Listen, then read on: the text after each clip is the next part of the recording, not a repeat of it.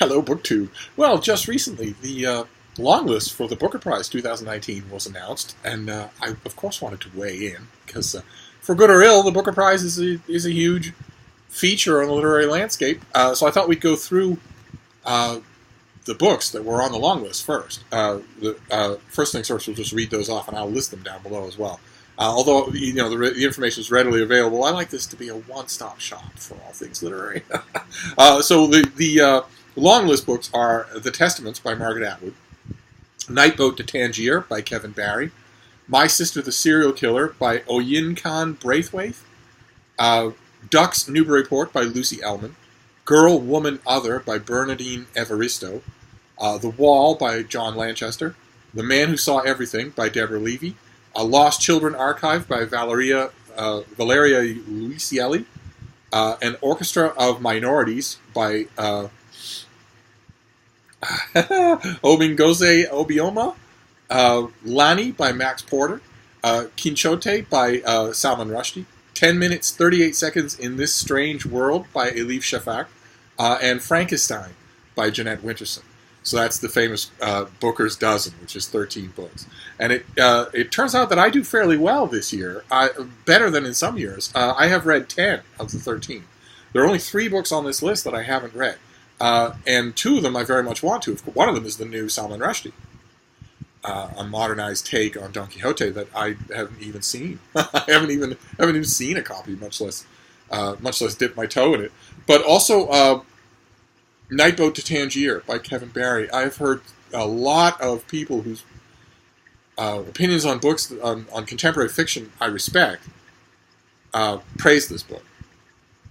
And just recently, there was it in the London Review of Books or the Times Literary Supplement?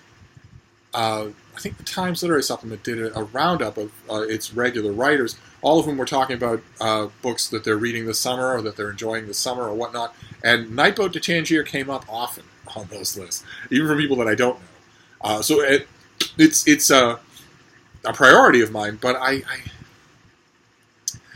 except in limited cases, there's one example on this list. I try not to reach outside of American publication schedules. I try to just stick to that. I figure that patch is big enough. And the third book that I haven't read is Girl, Woman, Other by Bernadine Evaristo. And I've heard that it's a novel in verse, which is intriguing. But I also know for a fact on social media that the author herself is utterly insufferable.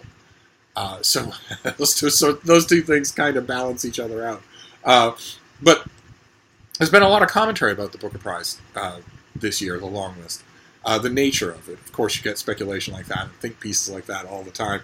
The 5 judges this year were, I think, a little more substantial than in a couple of previous years. There was of the 5 judges, there was only one who has absolutely no connection to the literary world whatsoever, and as far as we know, does not read. Keep in mind, the mythology here of the Booker Prize is that these 5 judges are given 100 and something books to read, and then they winnow those down to these 13. And there are a couple of people on this judges list, that one in particular, that absolutely did not do that. They absolutely just factually did not do that. So their participation is being hauled in for some sort of we're not predictable cachet, I guess. I don't really know. I would like to think, since the majority of the judges are this time around are people that you would expect to see on a literary panel, I would like to think that the Booker Prize is moving away from that kind of tokenism, and that it's going to stop seeming to them as a cool thing to have judges who don't know anything about literature and who never read for pleasure and who certainly didn't read any of the books that were up for grabs. I'd like to think that would stop being a mark of honor. That is not a mark of honor. That is absolute lunacy and an insult to every writer working today. But on the judges panel, I found 2 things worthy of note. The head of the judging panel and the only man, when he made his official comments, said that all of these books on the long list are genuine contenders. They are all genuine contenders to win the award, which is as close as I think anybody connected with the Booker is ever going to come to tacitly admitting that in in recent years, a great many of the books on the long list for that year were not legitimate contenders. Were only there to gin up controversy and conversation and get people talking about, poorly drawn monosyllabic graphic novels on the world's most prestigious literary long list and whatnot, and it worked. But I thought that was kind of revealing in a way. And the other interesting thing about the judges list this time around is that Liz Calder is on it, and she's pretty much could be the judging panel on her own. She's all of literature wrapped up in one gnarly little ball. So it was a great reassurance to see her on there. And of course, the Booker Prize long list sparks commentary everywhere. And that includes our little island of misfit toys here on Book 2. There were two. There have been many responses, and I'm sure there'll be many more. But there were two responses that I have to draw your attention to because they are a tale of two booktubes. They are Booker responses on opposite ends of the spectrum, to put it mildly. The first, of course, is by our Dark Prince, Adam at Mementomori, who did his usual sarcastic take on the Booker long list, and it was. The video is a work of art. It is a work of art. It is him coming down from Mount Sinai bearing the snark of the covenant. It is glorious from start to finish. It's full of great cuts, great lines, great quips, great sarcasm, great scorn. But it doesn't know anything about the books. And that's the whole point of the video, is that Adam thinks these things are all overrated, thinks that the awards are overrated, thinks that the conversation is overrated about them. And so, considers himself free to just trash it. And that was great fun to watch, but not all that useful if you don't just summarily dismiss the Booker Prize. I don't, and I don't think you do. So it's fun. It was very enjoyable. But probably a lot more people are going to be interested in the opposite end of the spectrum, the video on the other end of the spectrum, which is Eric Karl Anderson, who not only did the usual kind of Booker Prize roundup for the long list, where you mention each of the books, you show them, you talk about them a bit, but he also did it from their headquarters in London. And while I was watching that video, I was thinking, well, who else would we want here on Book 2? Who else would we want as our ambassador to the Booker Prize? Who else would we want to go there with a camera and represent us to them? I can't think of many more people that we'd want to represent us better than Eric did. And he did a video that was long and thoughtful and informative about the books, but not completely cheerleading. He's too nice to say that he didn't like a book. So the most that he did a couple of times with a couple of books on the list was to say that it didn't really move him the way it's moved others, and then maybe room could have been found for a different book on the list, which for him is devastating criticism. So you have those two videos occupying opposite ends of the spectrum. One getting down into the details of the man Booker, and the other dismissing it entirely out of hand. And so I thought I would, for once in my life, chart a middle course. So I would go over some of the books together.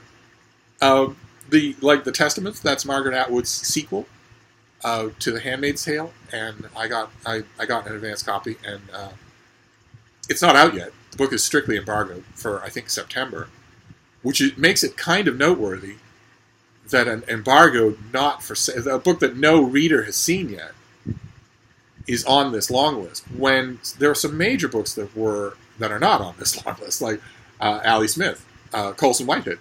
Both have new books. Colson Whitehead's new book, I think, is brilliant, and it's not on here. And that's kind of strange. That's odd to have those missing, and to have a book that isn't out yet on the list. I thought the Testaments was very, very weak, and served maybe inadvertently to underscore how lucky Margaret Atwood was to catch lightning in a bottle with The Handmaid's Tale. It highlights the weaknesses of that book in ways that I don't think was her intent at all to do. Then My Sister, the Serial Killer. I know that it's got a lot of enthusiastic response in the book world. I thought it was largely bad. People talk about its sense of humor. And I guess I sort of saw that, but there's a difference between a writer who's trying to cut up funny and a writer who is funny. Probably the weirdest choice on the list is Duck's Newburyport by Lucy Ellmann. A great big whopper of a novel that is stylistically the strangest thing on the list by far, and I really liked it. I really did. I'm waiting to get a physical, a printed copy. A printed copy would be nice, but I don't think Ducks Newburyport is going to be printed in America for quite some time. And then let's see here. The Wall by John Lanchester was kind of predictable. Not his strongest work at all. Not even in his top tier, I think. Not sure what it's doing on this list except for topical reasons. Topical reasons are always part of the Booker. I wish they weren't, but they are. And Deborah Levy's book, The Man Who Saw Everything, we saw it on this channel, and I read it, and I